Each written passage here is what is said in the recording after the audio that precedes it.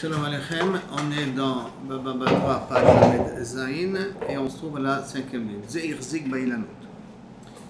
Si maintenant, quelqu'un avait un terrain avec des arbres, les arbres il les a donnés à Shimon, et le terrain il l'a donné à Lévi. D'accord? Donc chacun il a reçu une partie. Zeir Zik Bailanot, Zeir Zik Bakarka, Amar Rav Zevid. C'est quoi Yerzik Bailanot? Il a cueilli des morceaux d'arbres. Et qu'est-ce que c'est Yerzik Bakarka? Il a travaillé un peu sur le terrain, sur le karka lui-même. On a dit qu'une chazaka dans des choses comme ça, parce que le karka niknet bekesef. Donc une chazaka c'est être omeader, c'est faire des choses qui montrent que je suis propriétaire de l'objet. Amar Rav Zevid, Zekana Ilanot, Zekana Karka. Donc Rav Zevid considère que la chazaka de chacun lui a fait acquérir l'objet. Matkif le Rav Papa, Imken, en lo le bala ilanot, bakarka klou. Ça veut dire que si tu dis zekana ilanot, zekana karka, ça sous-entend que si maintenant, tant que l'arbre est vivant, alors j'ai le droit le bala karka, il doit laisser cet arbre-là. Mais si l'arbre ne donne plus de fruits, l'arbre est mort, est-ce que je peux couper l'arbre et planter un autre arbre à la place? Alors si on dit zekana ilanot, zekana karka, ça veut dire que le propriétaire des ilanot peut profiter des ilanot tant que le ilan donne des fruits, et le propriétaire du terrain ne peut pas profiter bien entendu du ilan, mais dès que le ilan est mort, il peut demander au propriétaire de prendre les restes de son ilan et d'aller ailleurs et de ne plus replanter un nouveau ilan dessus. D'accord? Donc s'il est morzak bakarka, ça veut dire qu'il a la possibilité de renvoyer le propriétaire du ilan dès que le ilan ne donne plus de fruits. Matkif le Rav Papa, Imken, en lo le bala ilanot bakarka klou. Si c'est comme ça, le propriétaire de l'arbre, il n'a aucun srout sur le karka. L'imale bala karka, le bala ilanot, akor ilancha, vishkol, bezim. Alors à ce moment-là, le propriétaire du terrain, celui qui a reçu le terrain, peut dire au bala ilan, dès que le ilan, je précise, ne donne plus de fruits, il peut lui dire, prends ton ilan et vas-y ailleurs, tu ne peux pas replanter un autre ilan à la place. Et ça, Rav Papa n'est pas d'accord, parce que sauf si j'ai reçu un arbre, c'est que j'ai reçu aussi l'endroit où l'arbre il grandit. Ça veut dire que j'ai la possibilité de pouvoir replanter un arbre là-bas. C'est pour ça que là, Rav Papa, Zekana ilanot, vechatsi karka, Zekana chatsi karka. Là, celui qui a reçu les arbres, il a reçu les arbres plus le srout de l'endroit où se trouvent les arbres, ça s'appelle chatsi karka. C'est pas vraiment le mot chatsi karka. Et le srout, Zekana chatsi karka, l'autre il a été zoché uniquement d'avoir le reste du terrain. Maïnaf Kamina, c'est que pour Rav Papa, celui le propriétaire de l'arbre, si l'arbre est mort, je peux replanter un autre arbre à la place. Parce que comme j'ai été zoché d'un Khatsi Karka, donc je peux replanter un arbre là-bas dès que mon arbre il est mort. D'accord? Ça c'est Kavichola Machoket retenez Rav Zevid et Rav Papa. Rav Zevid dit tant que l'arbre est vivant, je l'ai. Dès que l'arbre est mort, j'ai plus le droit du tout de planter un arbre. Rav Papa il dit même que l'arbre est mort, je peux replanter un arbre là-bas parce que j'ai un srout d'avoir un arbre sur cet endroit-là. C'est là, ce cas-là. Autour de l'arbre ou à la place de l'arbre, il appartient. Ah ben autour de l'arbre, l'arbre il appartient, mais quand on verra, on verra ça plus tard, dans Mocher Tasfina, que lorsque je reçois un arbre, quand je te donne cadeau à un arbre, je te donne aussi tout ce qui est autour de l'arbre. Ça veut dire que l'arbre donne de l'ombre, ça appartient à l'arbre aussi, quelque part. Mais là, c'est spécial, c'est-à-dire que ça n'appartient pas à l'arbre, c'est que je ne peux pas planter à côté de l'arbre, contrairement à ce qu'on verra plus tard, mais d'après Rav Papa, je peux replanter un arbre dans l'endroit où l'arbre se trouvait auparavant. La Gemara dit comme ça après. Pshita, c'est Pachout, Machar Karka Veshier Ilanot. Quelqu'un qui avait un terrain avec des arbres, j'ai vendu le terrain, mais j'ai gardé les arbres. Donc c'est comme si je vends le terrain, mais je garde la maison. D'accord? Donc à ce moment-là, Shier, Veilanot le Fanav. Shier, Ilanot le Fanav, Yesh lo Karka. Ça veut dire quoi, Yesh lo Karka? Que si son arbre est mort, il a le droit de replanter son arbre là-bas. De qui on parle? Je répète, d'un propriétaire qui avait des terrains et des arbres. Il a vendu le terrain, mais il s'est gardé les arbres à lui. Comme il s'est gardé les arbres, alors il s'est gardé la possibilité où, si mes arbres meurent, je puisse les repousser, les replanter dans ces endroits-là des arbres. C'est un petit peu comme Rav Papa. D'accord? Comme le dit de Rav Papa ici. Ça veut dire quoi alors? Il a vendu le terrain Parce que l'arbre, il va prendre la Attends. force du terrain. Nahon, il a vendu le srout, il a vendu la possibilité d'utiliser le terrain à côté de faire ce qu'il veut, Ouais. mais l'endroit de mon arbre est à moi. C'est un petit Autour, donc les racines, tout ça. Les racines, tout ça, sont à moi. Ils me continuent à rester à moi. C'est un petit peu, si je vous me permettez, mais c'est un petit peu une comparaison, mais qui n'est pas une comparaison. Aujourd'hui, vous avez le droit de déraciner un arbre public? Non. Ça appartient à la mairie. C'est plus de 100 000 shekels. Hein. Voilà. Quelqu'un qui déracine un arbre public, il peut payer une knash de plus de 100 000 shekels.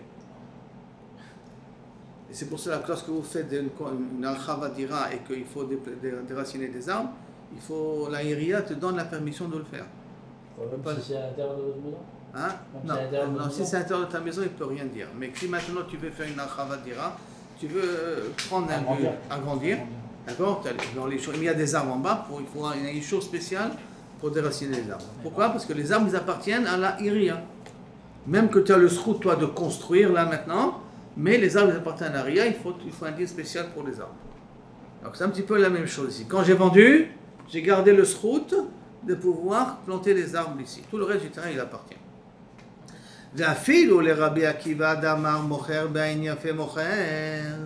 Même d'après Rabbi Akiva qui dit que lorsqu'un quelqu'un qui vend, il vend Be'ain Yafa. Ça veut dire qu'il donne tous les droits à l'acheteur. Dans quel cas Rabbi Akiva il a parlé? Hani mile gabe bor vadot de lo mikhashu be'ara. Aval ilano de mekash che be'ara shiure shier. C'est-à-dire, il y a une machloket Rabbi Akiva et Chachamim. Qu'est-ce qui se passe lorsque maintenant, moi j'ai un terrain avec un trou, avec un puits? Je vends le terrain, mais je ne vends pas le puits. Est-ce que j'ai vendu tout le terrain sans le puits?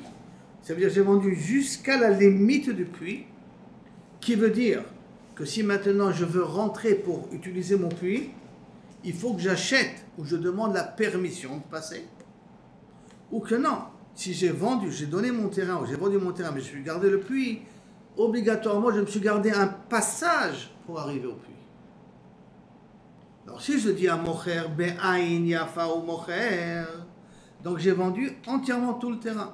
Donc, si maintenant je veux arriver à mon puits, il faut que j'achète le passage ou que je demande la permission pour arriver à mon puits. Et ça, c'est Rabbi Akiva dit, Kol Mocher, Be'ain Yafa ou Mocher. Et ça, c'est d'Afka dans un cas de trou, dans un cas d'un puits. Pourquoi? Parce que même s'il va planter autour de mon puits, ça ne va pas abîmer mon puits.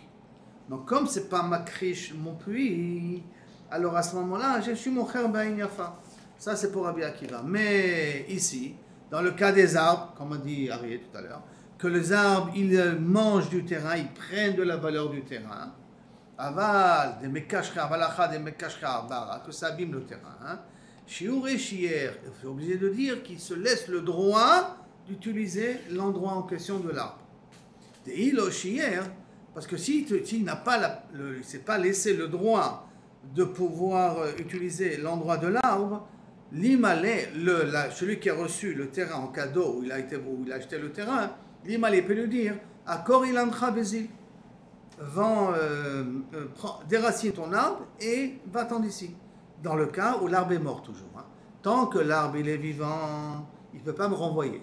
Mais dès que l'arbre ne donne plus des fruits, théoriquement, il aurait pu me renvoyer si on ne dit pas que là, Rabbi Akiva, il est d'accord, que lorsque j'ai donné mon terrain et je me suis gardé les arbres à moi, d'accord, que je me suis gardé le droit de pouvoir replanter dans cet endroit-là dès que l'arbre est là. Pourquoi? Parce que là, on peut dire qu'avec Akiva, il est d'accord, parce que les arbres, de toute manière, ça abîme le terrain. Donc, comme ça abîme le terrain, le propriétaire, il peut me dire, enlève ton arbre. Là, le puits, ça n'abîme pas les plantes, et les plantes n'abîment pas le puits. Donc c'est pour ça que lorsque je t'ai vendu et que tu peux planter jusqu'à mon puits. Mais là, au niveau de l'arbre, quand ça mange des valeurs du terrain et puis les racines s'étalent aussi sur le terrain, obligatoirement, on ne dira pas Mocher Be'ain Yafa ou Mocher.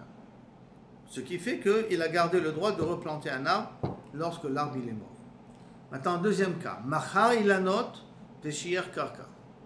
Il avait un terrain avec des arbres, il a vendu les arbres, mais il a gardé le terrain pour lui-même. Plukta de Rabbi Akiva et Rabbanan. Sur ça, il y a la machloquette de Rabbi Akiva et Rabbanan. Que quoi? Le Rabbi Akiva d'Amar Mocher Be'ain Yafa ou Mocher. D'après Rabbanan, d'après Rabbi Akiva, il dit quelqu'un qui vend, il vend un grand œil. Itlé. Donc, à ce moment-là, si je suis Mocher Be'ain Yafa, je suis Mocher, je lui donne la possibilité, comme je suis mocher, ben yafa, je suis mocher, donc à ce moment-là, hein, l'arbre que j'ai vendu, je l'ai vendu avec la terre qui est en bas. D'accord? Comme j'ai vendu avec la terre qui est en bas, si l'arbre il meurt, il a le droit de replanter un arbre. Parce que mocher, ben yafa ou mocher. Comme mocher, ben yafa ou mocher, quand je t'ai vendu l'arbre, je t'ai vendu avec la possibilité de pouvoir replanter un arbre si l'arbre il meurt. Vafilou les Rav Zévid. Même pour Rav Zévid qui avait dit au début, rappelez-vous Rav Zévid, que Zesir Bailanot, celui qui a été Mazik Bakaka a été Mazik Bakarka, ça veut dire que lorsque l'arbre meurt, le propriétaire du terrain peut me renvoyer de l'endroit en question, peut me dire de prendre les restes de mon arbre et de partir. Dans ce cas-là, Rav Zévid il sera d'accord. Qu'un mocher, ben yafa ou mocher, et donc si j'ai vendu les arbres et je me suis gardé le terrain, je lui ai vendu la possibilité de replanter des arbres quand son arbre il meurt aussi. Donc je lui ai vendu en vérité l'endroit où se trouvent les arbres en question. Parce qu'il a vendu ben yafa. Parce que mocher pour Rabbi Akiva. Pour Rabbi Akiva. Comme il est mocher là-bas, ben yafa il est mocher, alors à ce moment-là, il lui a donné la possibilité de pouvoir replanter lorsque l'arbre il est mort. Comment on mourrait ben yafa? C'est subjectif, non? Est-ce que c'est écrit ou Non, c'est une étude psychologique. Rabbi Akiva il dit, lorsqu'un il vend quelque chose, il ne vend pas de façon tortueuse. Il vend. Ah, pour lui, c'est alors tout le temps qu'on vend, tout le temps quand on vend ben yafa. On vend ben yafa. Okay. Ah, Sauf, d'accord, sauf quand c'est makrish le karka. Comme le cas d'avant. Il a vendu le terrain, mais il n'a pas vendu les arbres. Comme mon arbre à moi, il abîme le terrain, donc je ne veux pas dire ben yafa et l'autre il peut me renvoyer. Non, non. Je me suis gardé ici l'arbre en question. Mais là, si j'ai vendu les arbres, je me suis gardé le terrain. Donc moi, j'ai encore le propriétaire du terrain. Donc théoriquement, quand l'arbre il est mort, j'aurais pu lui dire enlève ton arbre. Non, mais comme il est mocher, bien yafa, il est mocher, c'est qu'il a donné la possibilité, quand il lui a vendu l'arbre, de pouvoir garder le terrain, de replanter les arbres là-bas si le besoin se présente. Et pourquoi dans le cas contraire, c'est pas la même chose? Parce que dans le cas contraire, où je me suis gardé les arbres, comme les arbres ils sont makrish le karka, si je dis je vends bien yafa, c'est moi qui perds. C'est moi qui perds. Parce que moi, je me suis gardé les arbres. Bah, je veux dire, un jour, je mourrai ben yafa et pas... Alors, justement, je reprends ce qu'il a dit Rabbi Akiva. Quand est-ce que Rabbi Akiva, il a dit que mocher ben yafa le mocher, quand tu n'es pas makrish le karka, comme le cas du trou. Le cas du puits, je ne suis pas makrish le karka. Donc, il peut planter jusqu'à côté, ça ne m'abîmera pas mon puits, n'abîme pas le karka n'abîme pas. Donc, le irpatli. Mais quand il y a une perte potentielle, là, maintenant, j'ai vendu là. J'ai gardé le terrain, donc je veux qu'il utilise l'arbre. Maintenant, est-ce que je veux qu'il utilise l'arbre tant que l'arbre il est vivant? J'ai vendu l'arbre. Bien, il n'y a pas. Que tu as tout le temps la possibilité d'avoir un arbre ici. Ça va être marqué sur le terrain, non? Ça peut être, mais quand je l'ai vendu, mais le khatri là, je l'ai vendu dans une méthode qui est matrice. Donc, dans une possibilité, dans 5 ans, il va. Ou dans 5 ans, dans 10 ans, dans 15 ans. Mais à partir du moment où j'ai accepté que c'est matriche, donc ça veut dire que si je suis mocher ba'in yafa, c'est que ça ne me dérange pas que c'est matriche. Parce que je suis mocher ba'in yafa. Là-bas, le cas où je me suis gardé là, c'est différent. Je me suis gardé là, c'est moi qui perds. S'il a la possibilité de m'en renvoyer, c'est moi qui ai perdu dans l'affaire. Donc là-bas, on ne dit pas mocher ba'in yafa ou mocher. Parce que c'est moi qui est perdant. Là, je ne suis pas perdant, puisque de toute manière, je donne la possibilité d'utiliser l'endroit de l'arbre. Ça, c'est pour Rabbi Akiva. Donc, afilo le Rav Zévid, Amar en lo, hanimile gabe shne le kuchot. Quand est-ce qu'on dit que chacun, il a son srout sur le terrain quand on parle de 2 acheteurs? Des Amar les. Pourquoi 2 acheteurs? Rappelons-nous, il y en a le propriétaire. Une personne a donné ou a vendu le terrain à une personne et a vendu les arbres à une autre personne. Et donc, chacun, il a son srout. Comment chacun a son srout? Le propriétaire du terrain dit de la même façon que je n'ai aucun srout dans les arbres. Toi aussi, tu n'as aucun srout sur le karka. Par conséquent, si l'arbre il est mort, reprends ton arbre et va-t'en. Mais dans le cas où je me suis gardé le terrain et j'ai vendu les arbres, mocher ben yafa ou mocher. Pourquoi mocher ben yafa ou mocher? Parce que je lui ai vendu les arbres et je sais que les arbres ils abîment le terrain. Donc c'est-à-dire que ça ne me dérange pas que ça abîme le terrain.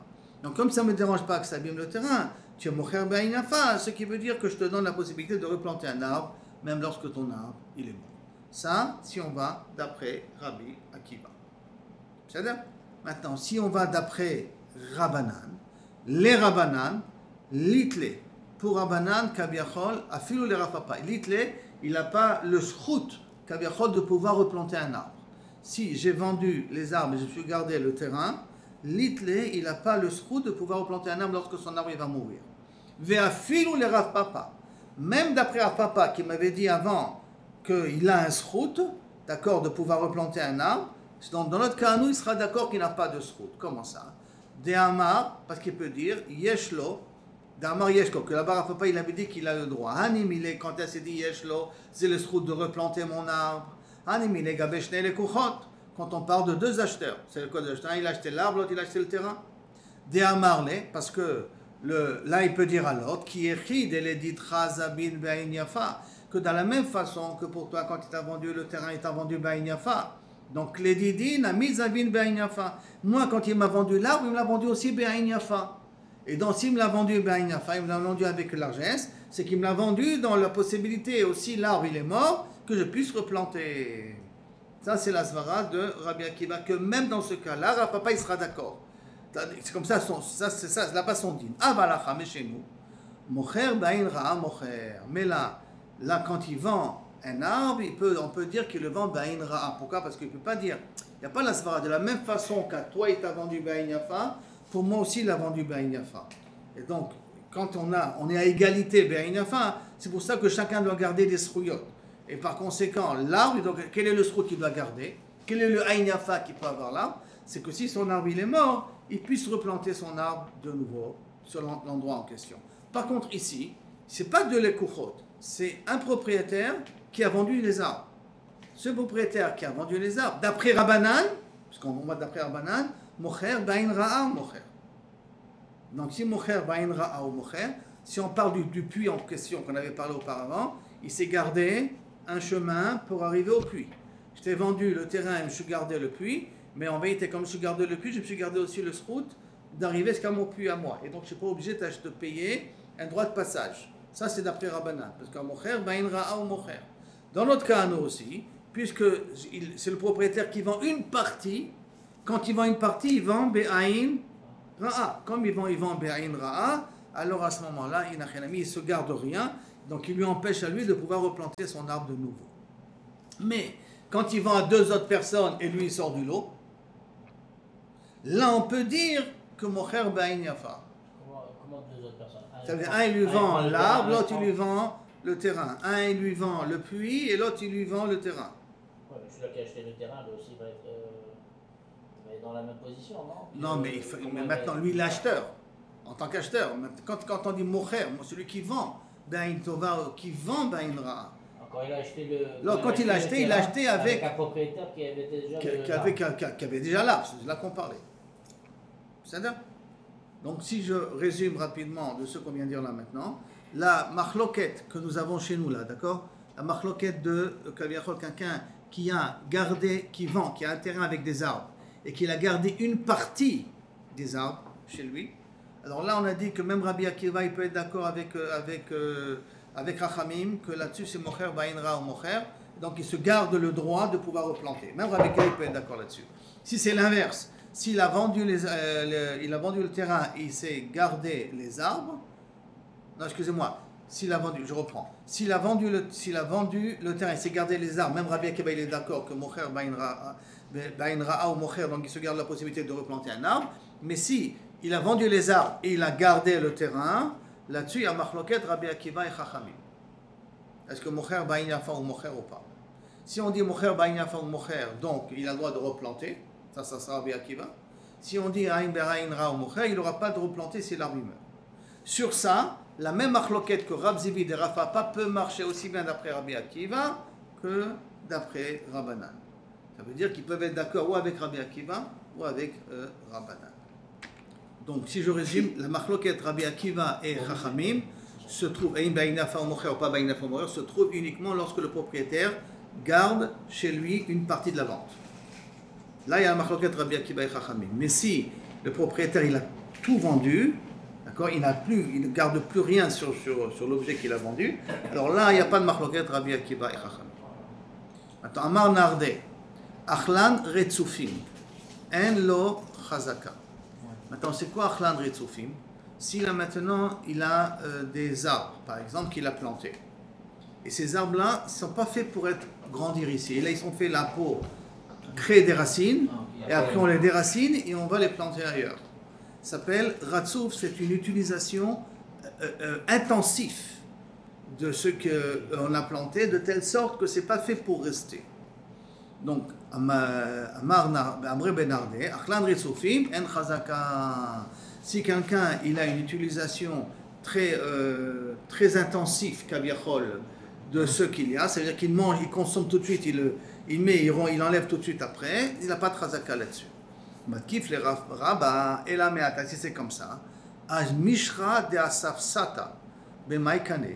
C'est quoi Mishra de Asafsata? C'est quelqu'un qui plante des herbes pour donner aux animaux. Alors qu'il ne les laisse pas pousser, un tiers, paf, au bout d'un mois, il les coupe. Et après, il les replante, au bout d'un mois, il les coupe. Ça veut dire que cet homme-là n'a jamais de chazaka. Mais Maïkane, comment il peut être connaît le terrain? S'il travaille toute l'année comme ça, toute l'année il est sur le terrain à faire des plantations de tremblons.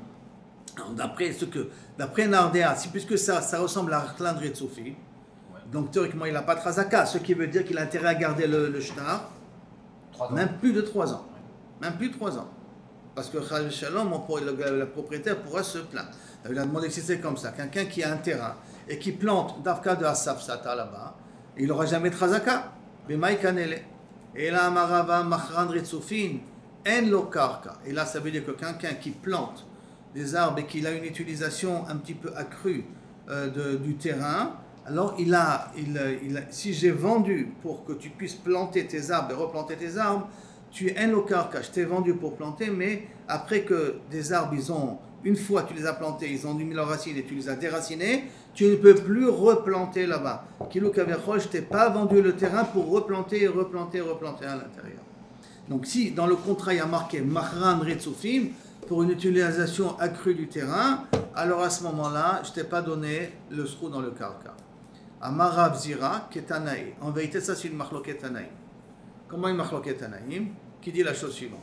Kerem she'unatua al pachot me arba amot. Un kerem, il faut au minimum, kaviachol, 3 arbres pour avoir un kerem, même plus, 5. On va dire 3 arbres pour l'instant. Donc chaque arbre a besoin de arba amot, d'espace, pour pouvoir travailler autour du terrain et donc en même temps aussi pouvoir labourer et ainsi de suite.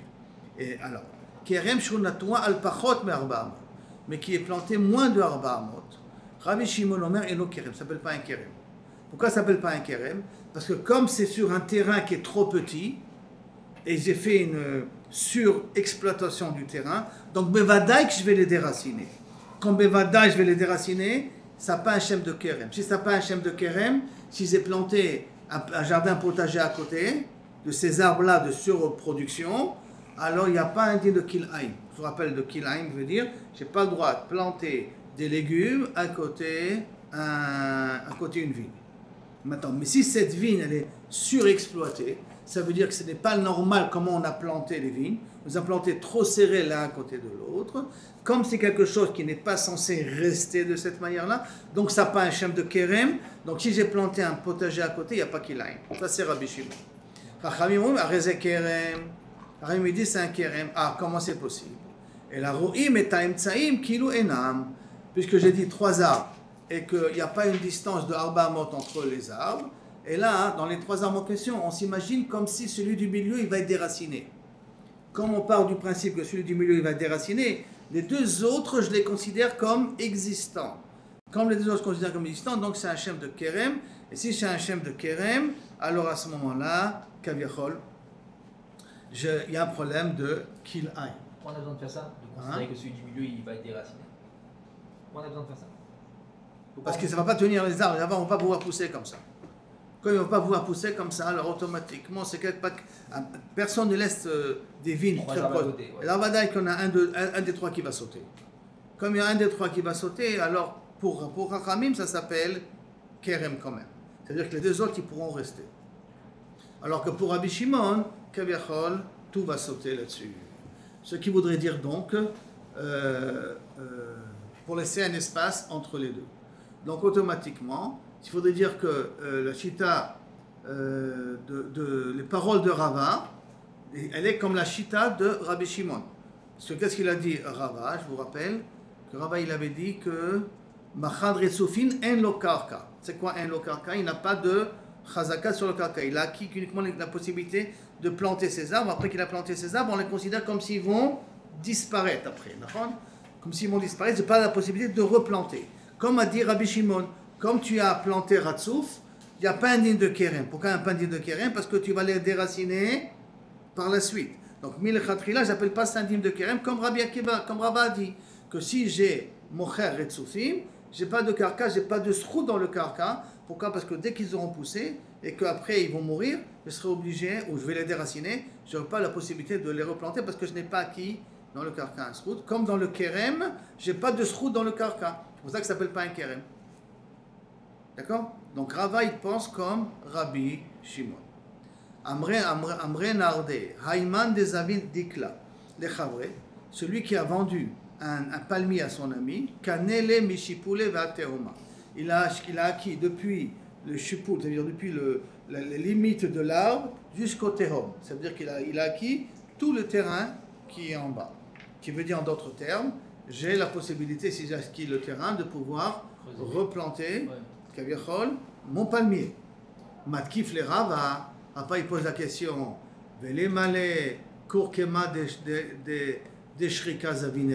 Arrête, le propriétaire du terrain, il peut dire que je t'ai vendu comme un terrain pour planter du curcum. Le curcumine et du curcum, quand je plante, c'est que je te vends un terrain pour planter du curcum. C'est tant qu'il y a du curcum, c'est à toi. Dès que tu as cueilli le curcum, tu ne peux pas replanter. Si je vends un terrain pour du curcum, c'est quoi? Je l'ai vendu pour une plantation, pas plus. À moins que c'est écrit mes fourrages, que je l'ai vendu à vie. D'accord? Mais si c'est un qui marqué, je t'ai vendu le terrain pour faire du curcum, c'est pour faire une production de curcum. Ça veut dire que dès que j'ai cueilli tout mon curcum en moi, il faut que je n'ai pas le droit de replanter. Alors peut-être c'est la même chose. Quelqu'un que man des avines dikla le chavre, celui qui a vendu un palmier à son ami, peut-être il peut lui dire, je l'ai vendu tant que le palmier est vivant. Mais dès que le palmier est mort, tu n'as plus le droit de replanter. Quelle différence entre ça et vendre un terrain pour un curcum, pour planter du curcum?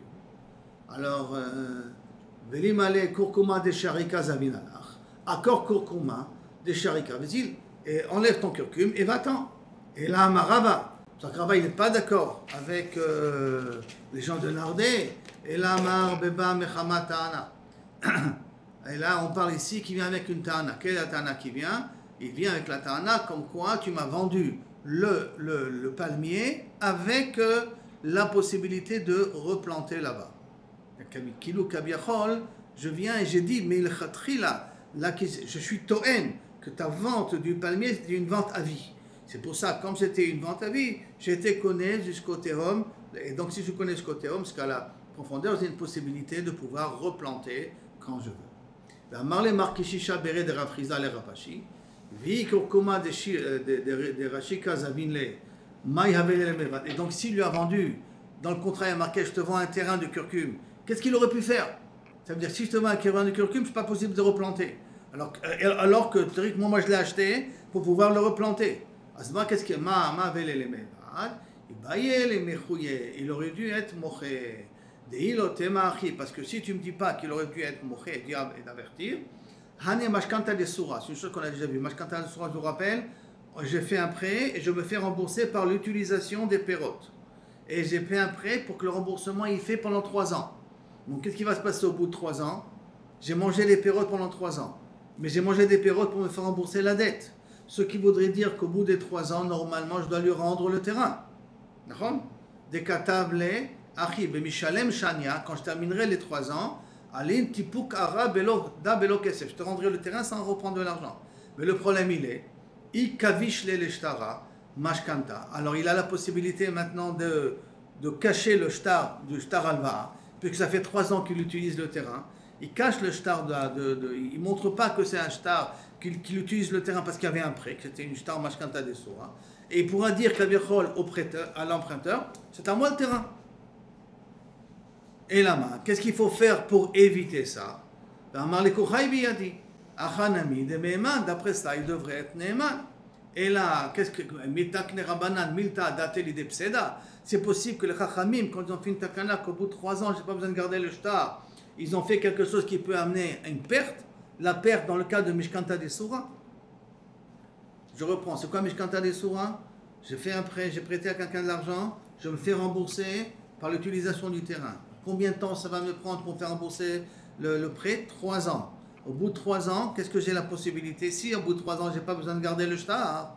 Or, pendant 3 ans, j'ai utilisé le terrain que pour moi. C'est la possibilité de dire, au bout de 3 ans, le terrain il m'appartient. Donc, en fin de compte, Mashkanta des Soura, cette technique-là qu'ils ont fait les Chachamim, de pouvoir se faire rembourser la dette, en lui donnant la possibilité d'utiliser le terrain, en fin de compte, amène une takala. Alors, comment éviter cette takala-là? Et là, il baillait les machouye. Et là, il devrait, Kaviachol, être moché. C'est quoi être moché? En disant, chaque année, chaque 3 ans, on va dire, devant 2 témoins, attention, le terrain que le Rouven il utilise, c'est Mashkanta des Soura, c'est rien qu'un remboursement du prêt. Au bout des 3 ans, il est censé me rendre le terrain. À partir du moment où je suis moché, si il a véritablement acheté le terrain, il devra garder son shtar de terrain. S'il n'a pas véritablement acheté le terrain, au bout des 3 ans, il sera obligé de me le rendre grâce à la mecha'a que j'ai fait, parce qu'il ne pourra pas être Toen Chazaka. D'accord? Quand, au début ou avant les 3 ans qui sont Dans les 3 ans. Dans les 3 ans. N'importe quand. Dans n'importe quand dans les 3 ans. Ce qui voudrait dire que si maintenant Mashkanta des Soura c'est sur 6 ans, il va devoir faire 2 mechaot. Un dans les 3 premières années, et après 3 ans de cette mecha, refaire une mecha. Pour qu'il n'y ait jamais 3 ans sans mecha. Comme ça ramène le Rajbam, comme ça ramène les commentaires ici. Donc c'est sûr que cette mecha, elle doit être chaque fois tous les 3 ans. Mais si c'est un remboursement de dette, il n'y a pas un shtar pour qu'il y ait une dette. Oui, mais l'ashtar, il est chez qui? Il est chez le prêteur. Et donc le prêteur qui utilise le terrain, il peut, comme il a dit ici, il peut cacher le shtar. Il ne peut pas le montrer que c'est un shtar de Mashkanta des Soura. Et il l'utilise. Et après il dit que c'est à lui. À moins que l'emprunteur, il a un reçu, ou il a un papier, qui prouve que c'est Mashkanta des Soura. Ça sera une vraie mecha, s'il a un bout de papier. Mais là on parle qu'il n'a pas de papier. Donc la même chose dans curcumine. Si en vérité j'ai acheté un terrain pour replanter des curcumines, comme habituellement, quand je vends un terrain pour curcumine, c'est pour 1 an, mais moi en vérité je ne l'ai pas acheté pour 1 an. Je l'ai acheté pour plus, rien que pour planter. Il faut que tout le temps je sois moché, que j'avertis que le terrain que je l'ai acheté pour faire des curcumines. Je l'ai fait pour faire des curcumines pour pas que la personne ait la possibilité de me renvoyer par la suite. Et si les dîmes ils meurent en attendant, il faut refaire la fin. Si les dîmes ils meurent. Il a fait la première fois, après la deuxième fois il a refait, et pendant les derniers 3 ans ils sont morts. Il doit refaire la lacha, ça veut dire? La mecha, tu veux dire, la mecha. Si les dîmes ils sont morts, eh ben, quand on fait une mecha et que les dîmes, il y a des dîmes, ça se fait entendre. Donc il y a un col qui sort que j'ai fait une mecha. C'est un truc qui bruit, qui s'ébruite, et donc ça bruite, c'est pour ça que ça fait la différence. Ouais, c'est ça.